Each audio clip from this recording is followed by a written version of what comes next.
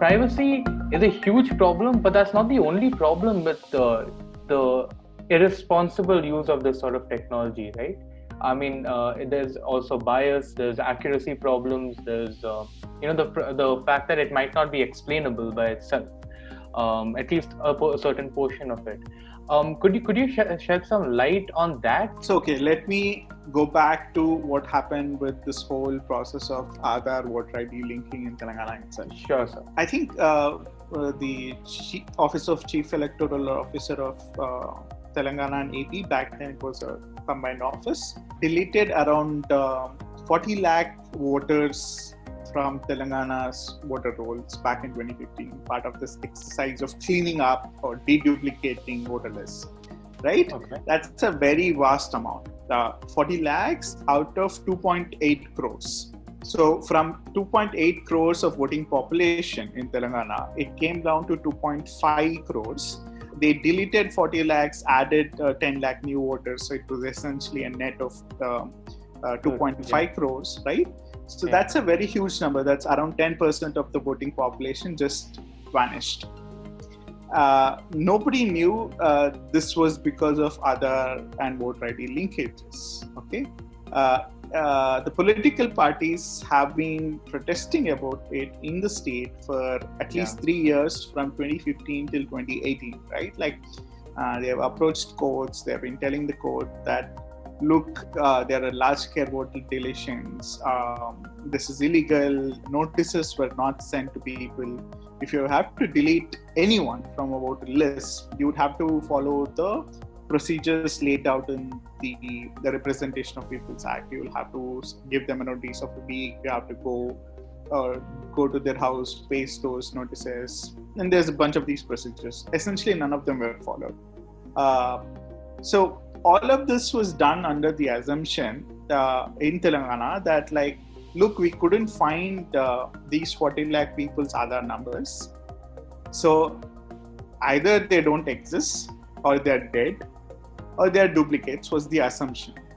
This essentially resulted in a lot of people not being able to vote on December 7th, if I'm not wrong, that's the election date, or December 7th of 2018. When Telangana went to polls. For 3 years, even 3 months ahead of the polls, the elections were in December. From October, I've been actually saying that, look, these numbers don't add up and things are bad. ABP Pandey from UIDI went on 2 national televisions to go talk about how, if there were any illegal voter deletions in Telangana, were a problem of the Election Commission and not UIDI. You would actually find a lot of footage on this. But all because these experiments were carried out in 2015 in the name that Aadhaar will help purify voter IDs, deduplicate voter IDs, and will ensure that there are no duplicates, right?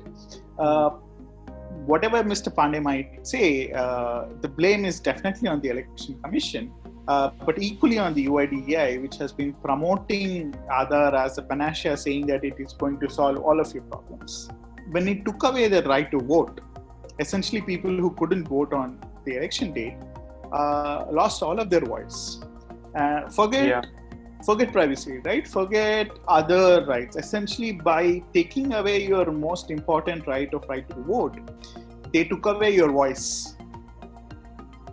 Okay, so everywhere that you push an ID system, I'm not specifically saying Aadhaar anymore because Telangana has its own ID system, which is with facial recognition.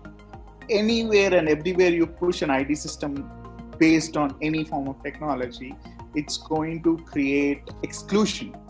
The exclusion essentially which is being created is a manifestation of these technology systems. It could be by design, or it could be practical implications like the internet not working, or the facial recognition algorithm unable to recognize you, or for that matter, it could be just that it could be something very analog too, right? Like the official might say you don't exist, sorry, go. Could be a number of reasons. I'm not saying exclusion is very limited and it's been happening only because of these IT systems and it did not exist before. But what I'm trying to say is that by bringing these systems without any law, again, if you have to bring Aadhaar voter ID linkages, you will need a law. The Elections Commission is trying to get one now.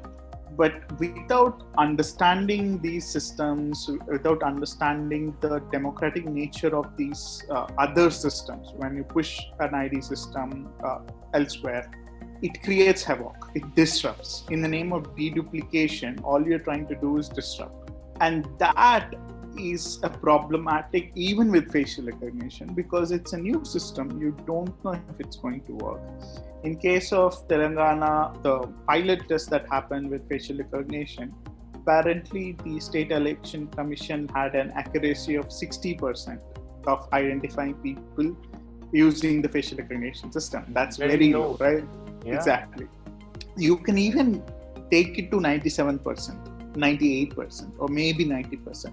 But in India, even 1% of the population is like huge, right? Yeah. So you will never be able to guarantee 100% accuracy of any of the system. That's in math. It's right. It's you. Yeah. No one can claim that it's 100% accurate, and that's what people have been trying to say with Aadhaar, for example. And the lack of an alternative procedure that is prescribed when you say that, look, we are going to do this, and if it doesn't work, this is the backup. It's never mentioned, right? Wherever you go, when you're demanded Aadhaar and you don't have it, they won't accept any other ID card. It's been pushed on to everyone so bad that everybody thinks it's mandatory, and they ignore this whole exclusionary idea. These systems are designed for an urban population, which may not necessarily work for everyone, especially people in rural areas. I don't deny that there is a potential to use some of these systems for delivery, for service delivery, right? But the problem again is you are not even looking at your own numbers.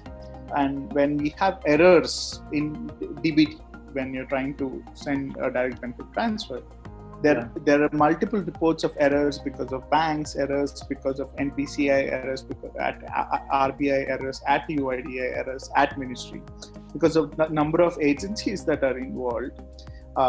It's a complex system, right? Yeah. And these systems are never transparent.